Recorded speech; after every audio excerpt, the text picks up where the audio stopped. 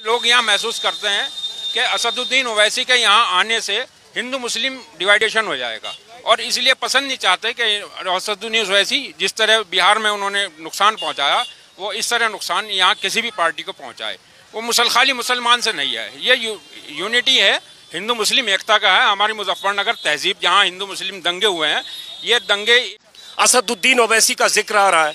Samajwadi party तो है ही, यहाँ से समाजवादी पार्टी जीतती रही है, लेकिन बीते 7 सालों में समीकरण सारे बदल गए। तो अगर चॉइस के तौर पर इस बार इन पार्टियों के बीच MIM भी आती है तो मुसलमानों की पहली पसंद क्या? सर, हमने MIM को 2 जगह देखा, एक तो बिहार के चुनाव में, एक देखा बंगाल के चुनाव में।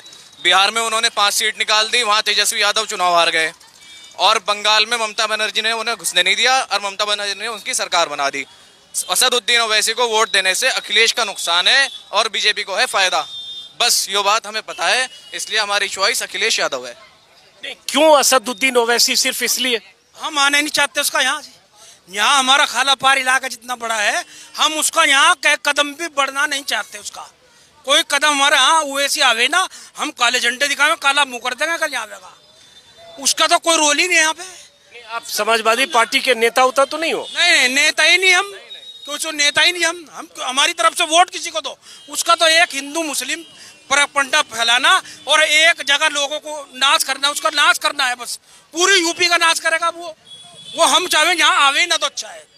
कैसे, क्यों ऐसा करो? वो तो हैदराबाद से चलकर बंगाल गए, बिहार गए, वो कह रहे हम मुसलमानों का भला करने आ रहे हैं। भाईजान, आपको पता है बिहार का क्या करवाया? बंगाल में घुसने नहीं दिया उसे, हम यूपी में नहीं घुसने देने। वो तो और तिफरकेबाजी कर रहा है। वो तो तोड़ जितने हो सके उसके अंदर है कि लोगों में तोड़ कराओ बस, और कुछ नहीं। और उसे वोट कितने मिलेंगे? हमारा खाला पार क्षेत्र है बहुत बड़ा, कई लाख की आबादी का, हम दे नहीं चाहिए। वो बड़े ही ना हमारे यहाँ बीजेपी का सपोर्ट है पूरा इलाके में, बड़े ही ना आके बीजेपी का पूरा सपोर्ट ओवैसी साहब के साथ है। वो इतना जहर उगलते हैं और ओवैसी साहब पे कोई कार्रवाई नहीं होती, और आजम खान साहब को जेल में डाल रखा क्योंकि वो समाजवादी पार्टी के नेता हैं। तो आप बाकी लोगों से भी पूछते हैं। एक बात ये कि ओवैसी ने 2 चुनाव लड़ा, बिहार जहां सीमांचल इलाके में 5 सीटों पर उन्हें कामयाबी मिली, बंगाल जहां हर सीट पर जमानत जब्त हुई, यूपी जहां 38 सीटों पर लड़े 2017 में, हर सीट पर जमानत जब्त। इस बार यूपी में अगर 100 सीटों पर लड़ते ओवैसी तो क्या बिहार की तरह कुछ कामयाबी मिलेगी या बंगाल की तरह यूपी की जनता रिजेक्ट करेगी? सर, हमारे हिसाब से तो ओवैसी साहब बीजेपी की बी पार्टी है। जहाँ पे हिंदू लोगों को एक जगह करना हो, वहाँ किसी बीजेपी नेता की कोई मीटिंग ना करा के एक ओवैसी साहब की करा दी जाए तो बेटर है, क्योंकि वो उनके बोलने का तरीका इतना बुरा होता है कि वो एक समाज को दूसरे समाज का दुश्मन बना देते हैं। इससे किसी मुसलमान को कोई फायदा नहीं है। तो हमारे लिए तो बेहतर यह है कि वो अपने घर रहें, तो वो बेहतर है। लेकिन वो तो इतनी दूर से हैदराबाद से यूपी में उम्मीदवार लोकल ही खड़े करेंगे, यूपी के आपके शहर के लोग होंगे। और मैं ओवैसी पर बार बार पूछ रहा हूँ, इसकी वजह मैं अपने वीडियो में साफ कर चुका हूँ। तो फिर मुसलमानों के पास अगर एक ऐसी पार्टी का विकल्प है जो ओवैसी की पार्टी है, जो कहते हैं मुसलमानों के हक हुकूक के लिए चुनाव में आ रहे हैं, तो आपकी क्या राय है?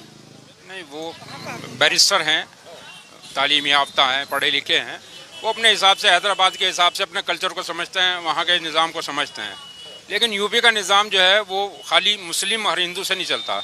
वहाँ के उनके जो जितने स्टेटमेंट है, जितने स्पीच हैं, तो उसमें डिवाइड वाली बात होती है। उसमें यूनाइट हो जाते हैं हिंदू और मुस्लिम, वो डिवाइड हो जाते हैं।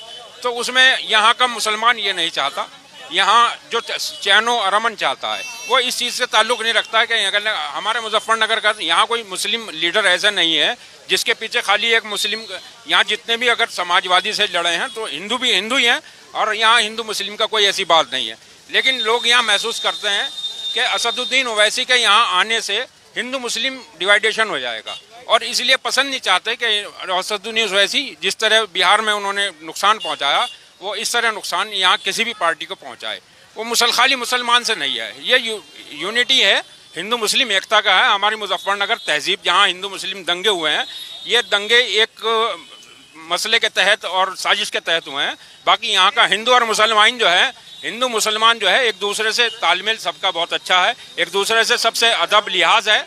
और ये नहीं चाहते कि हमारी जो आपस में अखलाक है, एक दूसरे का प्यार मोहब्बत है, वो हम पे बटे। इसलिए हम पसंद नहीं करते कि असदुद्दीन ओवैसी साहब यहाँ यूपी के अंदर ये खेल खेलें। चलो, ये असदुद्दीन ओवैसी के बारे में इनकी भी राय है। जगह के बारे में बताओ, ये जगह खालापार इलाका है, पूरी तरह से मुस्लिम बहुल है। जी, पूरी तरह से। हम एक मस्जिद पीछे है, उस मस्जिद के पास मैं हूँ, और आज मैं खास तौर से दिल्ली से मुजफ्फरनगर आया, अलग अलग मस्जिदों के आसपास मैं लोगों से बात करने, क्योंकि आज जुम्मे की नमाज का दिन है। मुझे लगा मुस्लिमों की जमात मुझे मिलेगी जिनसे बात कर पाऊंगा। कुछ युवा और हैं, आगे आइए, अलग अलग लोगों से बात करूं। मैं कोशिश करता हूं नेताओं से कम बात हो, स्थानीय लोग जो हैं उनसे बात हो। यहीं रुकिए, बात कर रहे हैं। एक मिनट, बीच में ऐसे ना करिए, बात कर रहे हो। आप क्या सोचते हो, क्या होना चाहिए? मुसलमानों के जहन में क्या है, क्या चाहते हैं मुस्लिम? जी, मेरा नाम सरफराज अली है और यह मुजफ्फरनगर जो है मोहब्बत नगर के नाम से भी जाना जाता है, और पश्चिमी एशिया की जो सबसे बड़ी गुड़ मंडी है ये पूरे एशिया की।